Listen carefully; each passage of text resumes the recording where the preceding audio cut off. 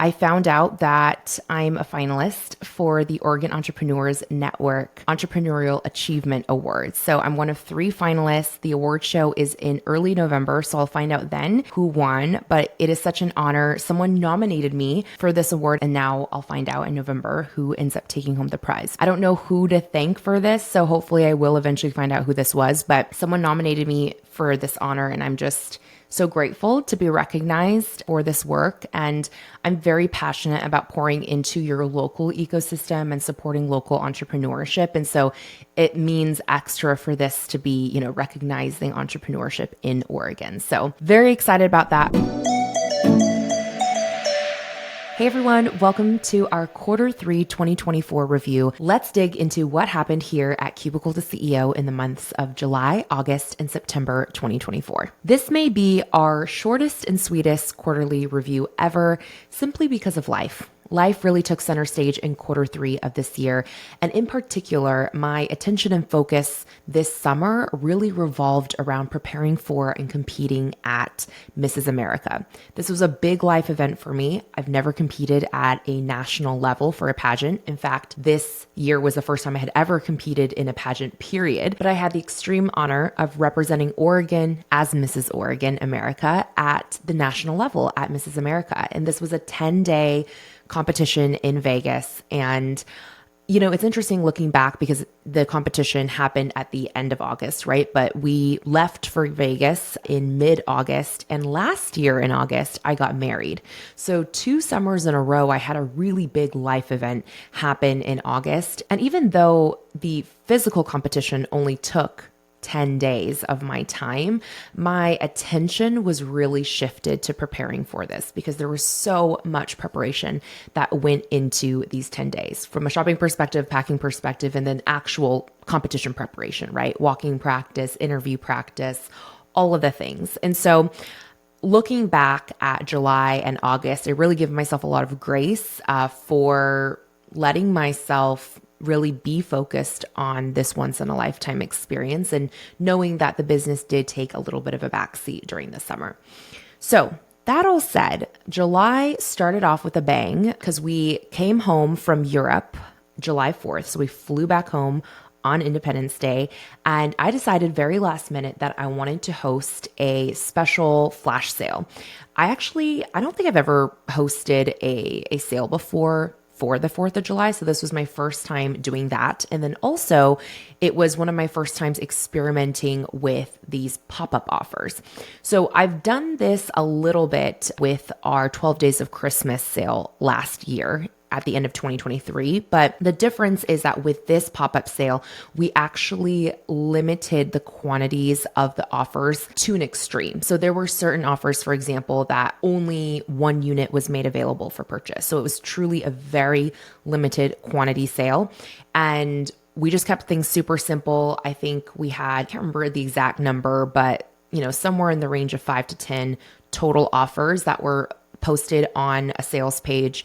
And like I said, they were all limited in quantity, but some were extremely limited with only 1 unit available. And some had, I think, up to 10 spots available. And I think that was actually the largest quantity available. So truly very, very scarcity kind of urgency centered. And it was only available for, the weekend of 4th of July. So I did a full in-depth debrief of this sale, what offers sold really well, which ones didn't, how I marketed it, what the sales page looked like, anything I would do different, all of the details that you would possibly want to know about my experiment with these pop-up offers is on our private podcast, The C-Suite. It's episode 8. So if you want to check that full thing out where we get into all of the data, all of the conversions, all of the revenue, and the strategy behind this sale, go check out the link in the show notes where you can subscribe to the C-Suite and listen to episode 8 for that full launch debrief. But that was a really cool experiment. I'm glad I did it. And it affirmed my love actually of pop-up offers and getting to use them as a playground to get really creative and test new offers that I'm not sure I want to offer long term, or if I want to expand and build it into something bigger. But it really gives you this flexibility to just kind of put something out there and see what kind of interest your community has. It's almost like getting paid to do market research. And you guys know I'm a huge fan of pre-selling. In fact, our Paid to Create challenge, which is our live course creation challenge, is centered all around that, right? Getting paid to create your first online course. And I think that pop-up offers kind of offer that same opportunity to more seasoned entrepreneurs and educators who are wanting to maybe test new types of products in front of their audience and seeing what people will pay for. So loved that. Just wanted to shout that out. Also in July, I went to Vail for my friends Hannah and Maritza's Thrive Retreat, which was incredible. I got to speak there. I got to reunite with some of my good friends there, especially Matt Budden and Haley Burkhead. And so that was a wonderful weekend. And it was one of the last 2 trips I did before my big Vegas trip. So very, very fortunate to have been able to be a part of that.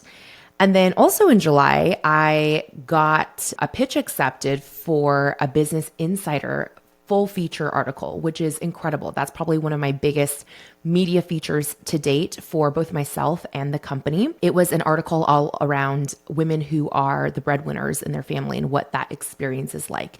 And so if you want to read it, I'll make sure to link that below in the show notes as well. But that was a huge honor. So huge shout out to Kamanzi, who was the one who wrote the article and gave me this opportunity. I got to interview with him, and then he wrote this article that got published in August. So that was a huge honor and a big win that I want to celebrate from the summer. And then the other big thing in July that was happening simultaneous to getting ready for nationals and competing at Mrs. America is we were also getting our house ready to list, to go on market. So if you guys follow me on Instagram, you've seen some sneak peeks over the last 6 or so months of our duplex that's being built.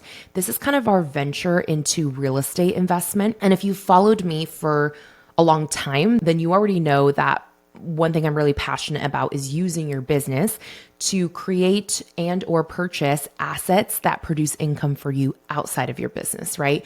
So real estate investing is something I've been a long time curious student of, but I've never actually really taken the leap to purchase any real estate assets outside of my own primary residence. So finally, this year, we took the leap and decided to build a custom duplex. My husband and I are going to live on one side, rent out the other for a couple years, and then eventually, rent out both sides and move on to whatever our next adventure is. But we're not going anywhere. We're staying in town. It's just, we're downsizing by quite a lot in terms of space, and then really using this to get our foot in the door with real estate investing. Because as you know, or maybe you don't know if you've not looked too much into this, but how real estate as an investor, it's in our favor financially to live in the duplex for a couple years and make that our primary residence for a couple years, because the lending terms are much more favorable. You don't have to put if you buy let's say a second piece of property and you already, live somewhere else, you have to put down a much higher down payment. And there are also different lending terms available to you. So making it our primary residence for a couple years first is really going to help us, again, get our foot in the door there. So that's all really exciting. But of course, we have to sell our current home in order to help fund that move. And so that was a huge stressor too over the summer, is just getting everything ready. We had so much chaos going on in the home. Our cabinets were getting redone, and that was a several week project. Then we replaced all of the carpets in our home. That was another big ordeal. And then we had to, get everything staged and cleaned and shot all before I left for Vegas so that we could make sure that our listing would go on the market in early August. So that was a really interesting experience. This is my first time being on the seller side of a home. I've only ever purchased one home before this home.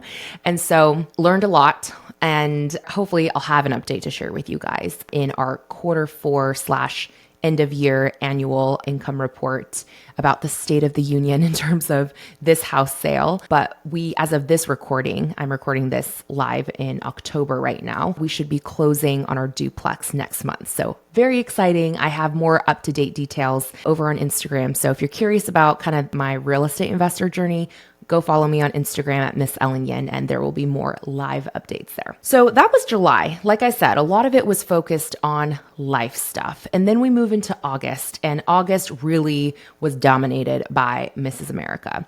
Like I said, we left in mid-August, and the competition was at the end of August. So basically half the month I was gone in Vegas, because I also extended the trip by a couple additional days because my mom and my sisters came in for the show, as well as my husband. So we wanted to extend a few days after the competition and have that family vacation together. So it really took up the large majority of the month. But before I left for Vegas, I also actually took a trip to Dallas to speak at and support my friend Haley Luckadoo's first in-person conference, the Females on Fire conference. So proud of her. It was absolutely incredible. I met a lot of new people there that I really loved connecting with. So that was an awesome event. And then, the rest of the month, like I said, was really spent at Mrs. America. And to quote Taylor, my favorite singer, of course, the August slipped away into a moment of time. It really felt like that. I mean, it just blew by. Most of it was captured on Instagram. So again, if you want to see any of that content, you can go to my Instagram profile. What else?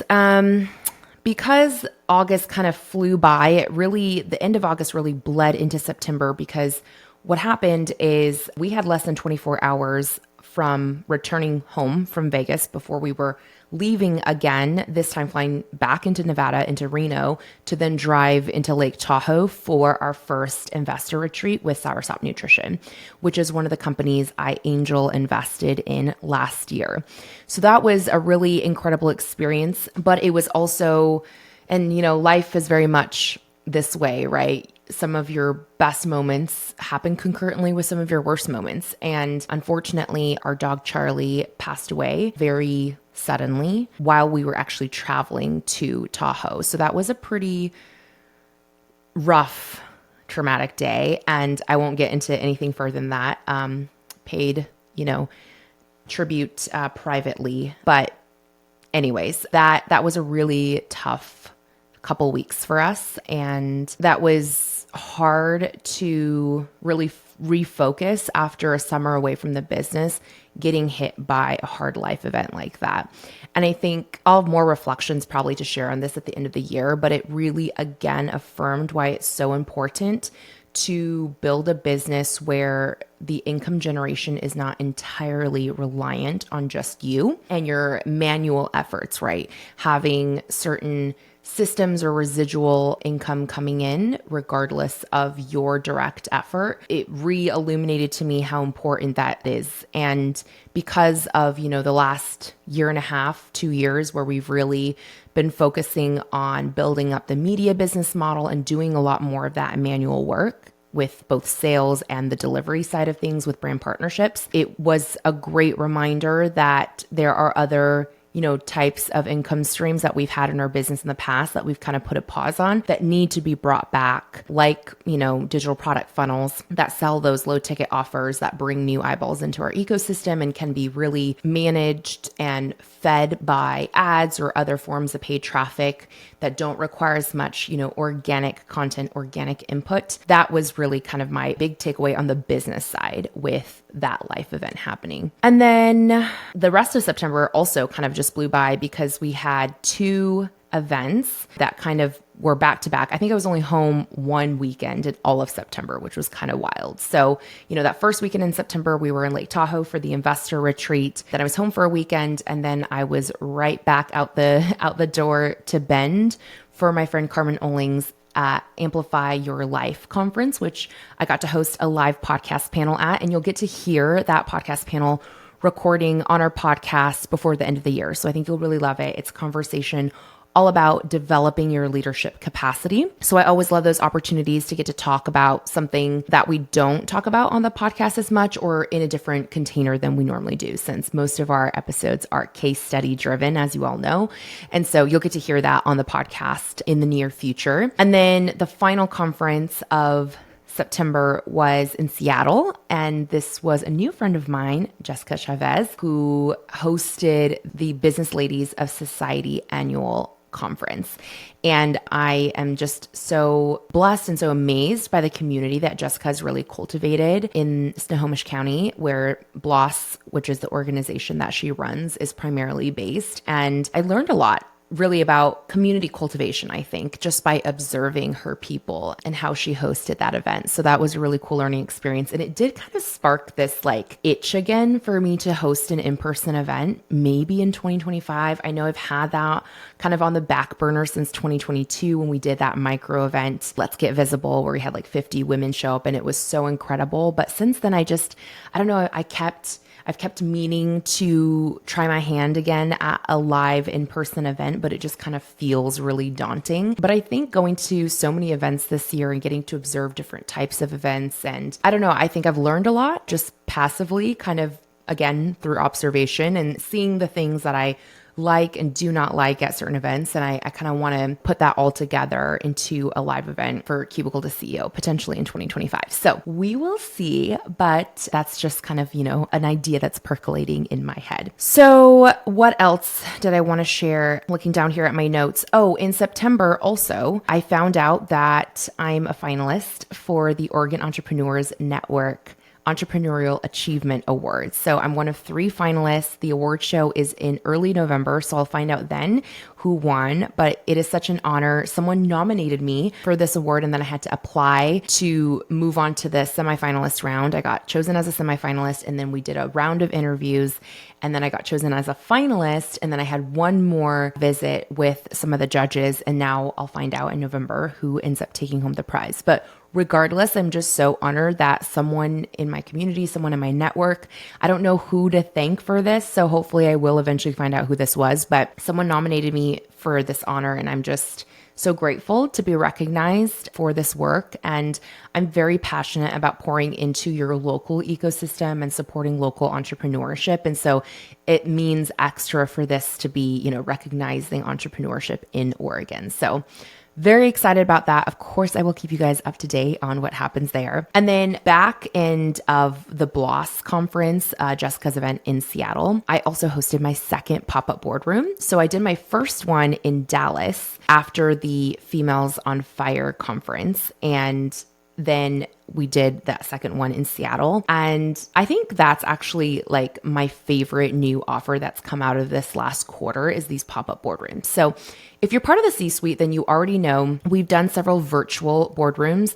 Essentially, they are meant to provide the opportunity for small business CEOs to benefit from the camaraderie, support, and think tank environment, if you will, that corporate CEOs get through a board of advisors, right? If you think about any large company, most large companies have a board of advisors, a boardroom, right? They have boardroom meetings, and those CEOs get to lean on their board members for support.